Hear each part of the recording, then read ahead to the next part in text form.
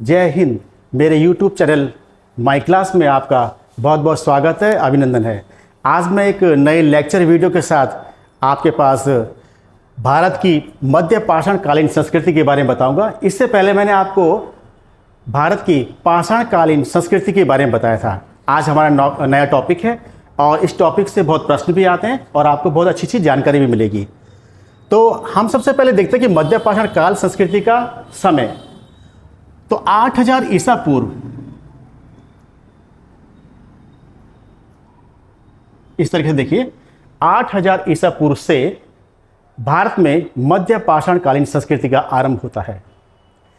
इस समय आदिमानव ने बहुत छोटे छोटे पाषाणों को बनाना शुरू किया, इसलिए इसको सूक्ष्म पाषाण काल भी कहते हैं। ऐसे काल। और सबसे महत्वपूर्ण बात इस समय यह हुई कि हिमयुग अब समाप्त हो चुका था, और जब हिमयुग समाप्त हुआ तो जहां पर बर्फ थी वहां पर हरी हरी घासें उत्पन्न होने लगी। ऐसे में छोटे छोटे जो पशु हैं उनका जन्म हुआ, जैसे हिरन, खरगोश।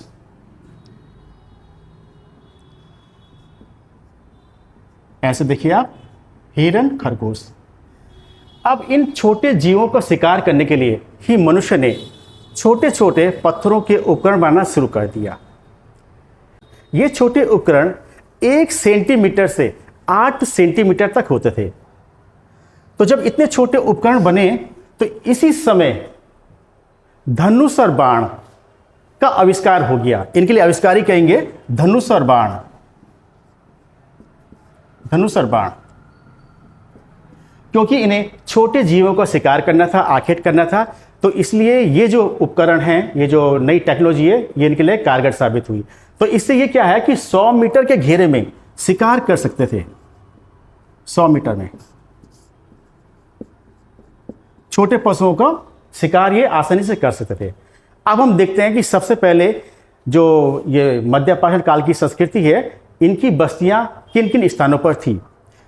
तो हम यहाँ पर देखते हैं, ये सोजात, ये राजस्थान वाला क्षेत्र है। बागोर राजस्थान में है।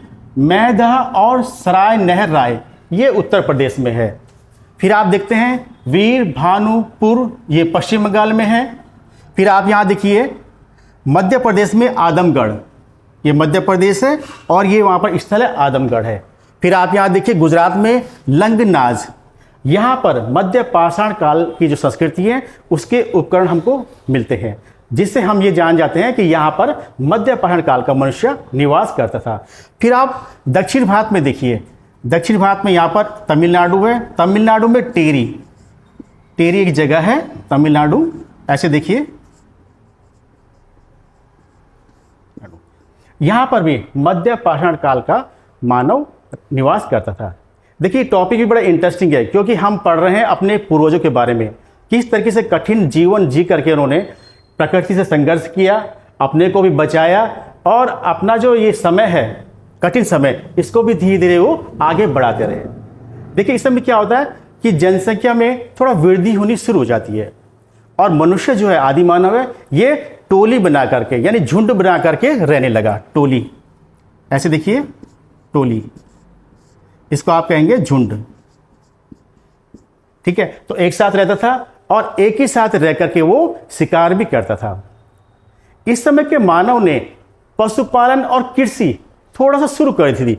पशुपालन तो शुरू हो गया था, पशुपालन, ऐसे देखिए, और कृषि। कृषि बड़ी मात्रा में नहीं है, लेकिन कृषि ही बहुत छोटी मात्रा पे, जो आसपास जहां पर वो रहते थे वहीं पर उन्होंने थोड़ा सा खेती बाड़ी शुरू कर दी थी। अब हम देखते हैं यहाँ के पाषाण के जो औजार हैं उनके नाम। जैसे कि देखिए, सबसे पहले एक धार वाला फलक, फलक, ये एक धार वाला फलक है, यानी इस पाषाण पर सिर्फ एक हिस्से पर ही धार बनाई गई है और फिर उस पत्थर पर उन्होंने या तो हत्ती का वो लकड़ी के हत्था लगा रखा है, या फिर उन्होंने इस पर किसी हड्डी का हत्था लगा रखा है। और इससे क्या होता है कि अच्छी सी ग्रिप बन जाती है, और ये उनका एक औजार था, उपकरण था। उसके बाद हम देखते हैं वेदनी। वेदनी, ऐसे देखिए, वेदनी है। उसके बाद है अर्धचंद्राकार, अर्धचंद्राकार, ये भी उनका उपकरण है। फिर एक उपकरण है समलंब, ऐसे समलंब,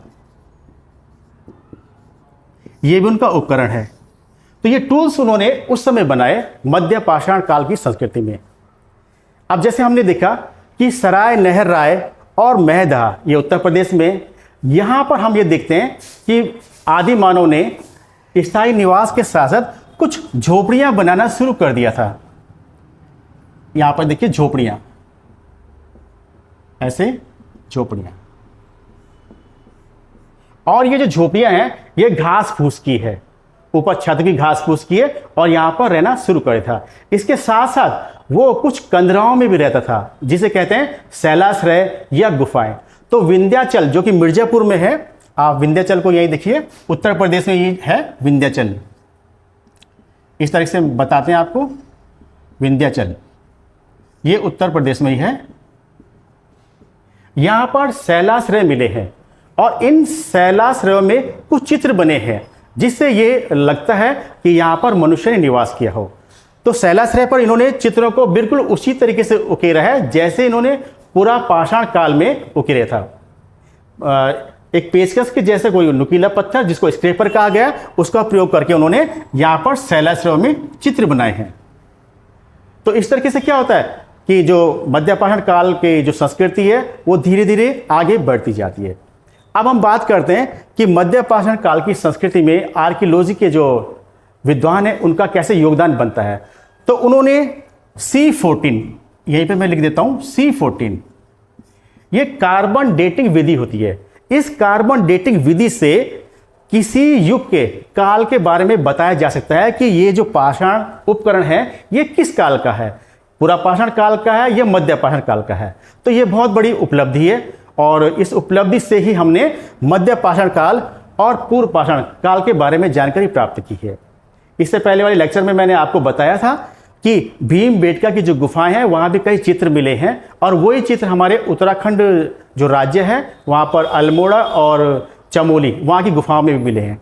तो इस प्रकार से हमें लगता है कि ये जो संस्कृति है ये धीरे धीरे उत्तराखंड क्षेत्र में भी थी, और जो क्षेत्र मैंने आपको बताए हैं वहाँ पर भी इसका उदय हुआ था, जन्म हुआ था। जैसे कि आप जानते हैं कि मध्य पाषाण काल में आदिमानव ने पत्थरों पर ही काम किया, पत्थरों को इधर से उधर ले जाना यही उनका काम था, या फिर पत्थरों को तराशना ये उनका ही काम था। तो इसी तराशने में जो चट्टानों को, एक चट्टान है चकमक पत्थर, जब उन चकमक पत्थरों को आदिमानव तोड़ रहा था तो उसी समय उन पत्थरों की रगड़ से जो चिंगारी निकली, और उस चिंगारी से आसपास के जो घास फूस है उनमें आग लग गई, और यहीं से क्या होता है कि अग्नि का आविष्कार हो जाता है। तो ये आदिमानव के लिए एक बड़ा एक उपलब्धि थी। अब क्या हुआ कि उनके घरों में चूल्हे बनना शुरू हो गए। अग्नि के आविष्कार से इतना हुआ कि चूल्हे बनने शुरू हो गए, और उन्होंने इन चूल्हों में जो इससे पहले वो मांस को कच्चा खाते थे, अब यहाँ पर उस मांस को भून करके खाने लगे, पका कर खाने लगे, तो उनको उस मांस पे और भी स्वाद आने लगा। तो हम ये कह सकते हैं कि मध्य पाषाण काल में अग्नि के आविष्कार से उनके जनजीवन में और भी परिवर्तन आया। फिर भी इस समय का जो आदि मानव है वो शाकाहारी भी था, जैसे उसके खान पान में आप देख सकते हैं फूल पत्तियां हैं, फूल पत्तियां, बीज हैं, कंदमूल हैं। शाकाहारी में वो इन चीज़ों को खाता था और अपने जीवन को बचाता था। तो आज का मेरे लेक्चर वीडियो यहीं तक है। नेक्स्ट लेक्चर वीडियो में आपसे मैं फिर मिलूंगा। मेरे इस लेक्चर वीडियो को आप जरूर लाइक कीजिए, सब्सक्राइब कीजिए, और कोई भी कमेंट हो तो कमेंट बॉक्स पर इसको कमेंट जरूर कीजिएगा। Thank you.